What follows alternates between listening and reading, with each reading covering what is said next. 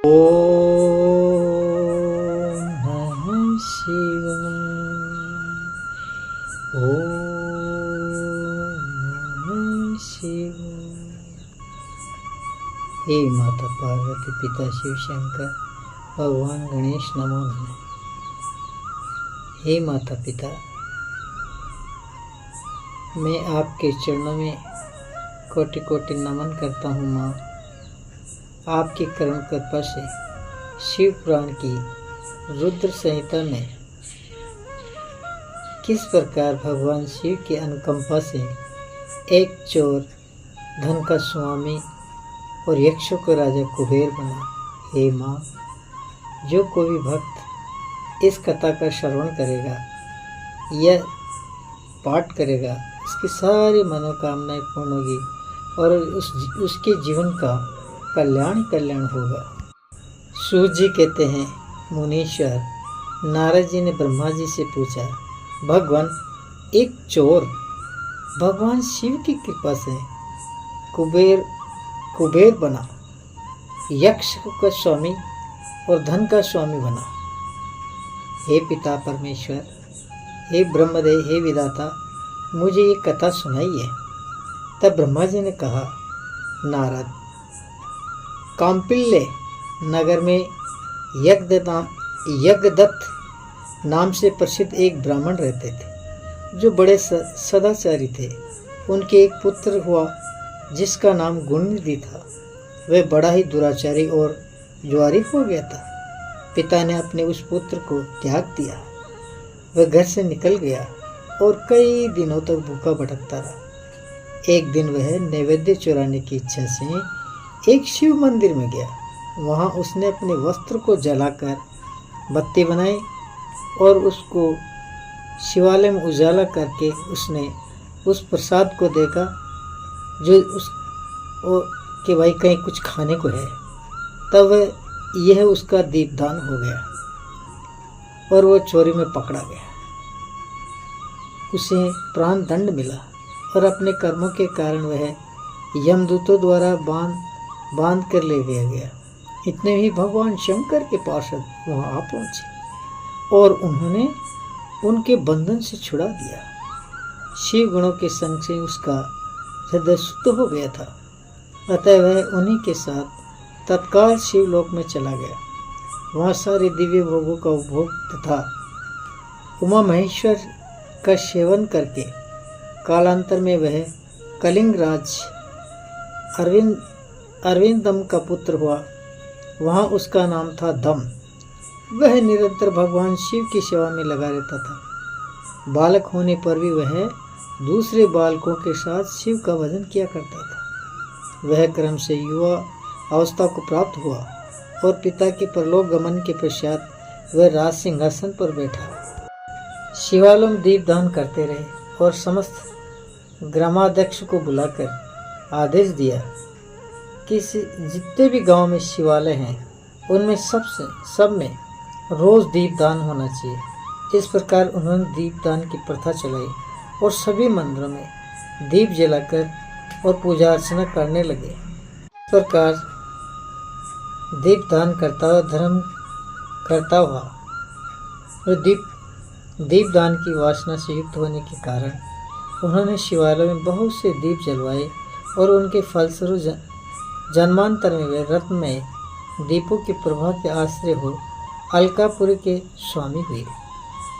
इस प्रकार भगवान शिव के लिए किया हुआ थोड़ा सा भी पूजन या आराधन समयानुसार महान फल देता है। ऐसा जानकर उत्तम सुख की इच्छा रखने वाले लोगों को शिव का भजन अवश्य करना चाहिए।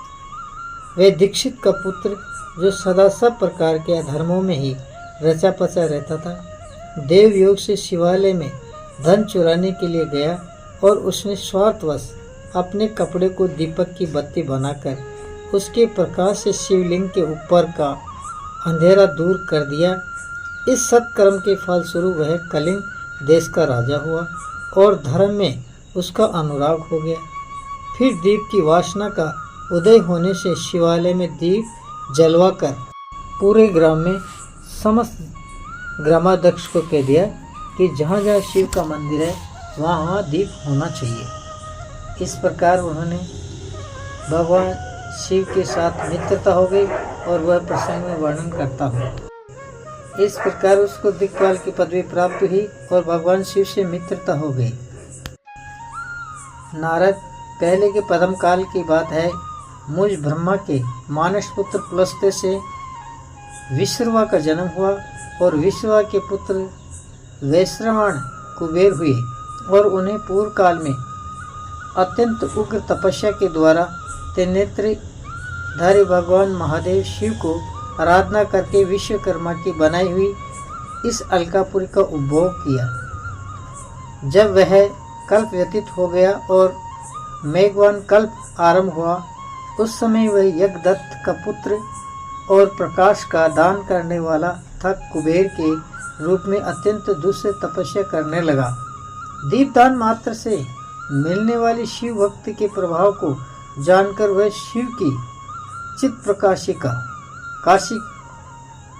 काशिकापुरी में गया और अपने चित्त रूपी रत्नमय प्रदीपों से 11 रुद्रों को उद्बोधित करके अनन्य भक्ति एवं स्नेह से संपन्न हो वह तन्मय पूर्वक शिव के ध्यान में मग्न हो निश्चल भाव से बैठ गया, जो शिव की एकता का महान पात्र है। तप रूपी अग्नि से वह बड़ा हुआ है और काम क्रोध आदि महाविघ्न रूपी पतंगों के आघात से शून्य है। प्राण निरोध रूपी वायु शून्य स्थान में निश्चल भाव से प्रकाशित है। निर्मल दृष्टि कारण स्वरूप से भी निर्मल है तथा इस प्रकार सद्भाव रूपी पुष्पों से जिसकी पूजा की गई है, ऐसे शिवलिंग की प्रतिष्ठा करके वह तब तक तपस्या में लगा रहा जब तक कि उसके शरीर में केवल अस्थि और चर्म मात्र ही अवशिष्ट न रह गए। इस प्रकार उसने 10,000 वर्षों तक तपस्या की। तदंतर विशालाक्षी पार्वती देवी के साथ भगवान विश्वनाथ कुबेर के पास आए। उन्होंने प्रसन्नचित्त से अलकापति की ओर देखा। वे शिवलिंग में मन को एकाग्र करके ठूंठ की काठ की भांति स्थिर भाव से बैठे थे। भगवान शिव ने उसे कहा, अलकापते, मैं वर देने के लिए उद्यत हूँ, तुम अपना मनोरथ बताओ। ये वाणी सुनकर तपस्या के धनी कुबेर ने ज्यों ही आंखें खोलकर देखा, त्यों ही उमा वल्लभ भगवान श्रीकंठ सामने खड़े दिखाई दिए। वे उदय काल के शस्त्र सूर्य से भी अधिक तेजस्वी थे और उनके मस्तक पर चंद्रमा अपनी चांदनी बिखेर रहे थे। भगवान शंकर के तेज से उसकी आंखें चौंधिया गई, उनका तेज प्रतिहत हो गया और वे नेत्र बंद करके मनोरथ से भी परे विराजमान देवेश्वर शिव से बोले, हे नाथ, मेरे नेत्रों को वह दृष्टि शक्ति दीजिए जिससे आपके चरण बिंदु का दर्शन हो सके। स्वामिन, आपका प्रत्येक दर्शन हो, यही मेरे लिए सबसे बड़ा वर है। इस दूसरे किसी वर से मेरा क्या प्रयोजन है। चंद्रशेखर, आपको नमस्कार है, नमस्कार। कुबेर की यह बात सुनकर देवादिदेव उमापति ने अपनी हथेली से उनका स्पर्श करके उन्हें देखने की शक्ति प्रदान की। दृष्टि शक्ति मिल जाने पर यज्ञदत्त के उस पुत्र ने आंखें फाड़ कर पहले उमा की ओर ही देखना आरंभ किया। वह मन ही मन सोचने लगा, भगवान शंकर के समीप ये सर्वांग सुंदरी कौन है? इसने कौन सा ऐसा तप किया है जो मेरी भी तपस्या से बढ़कर हो गया है?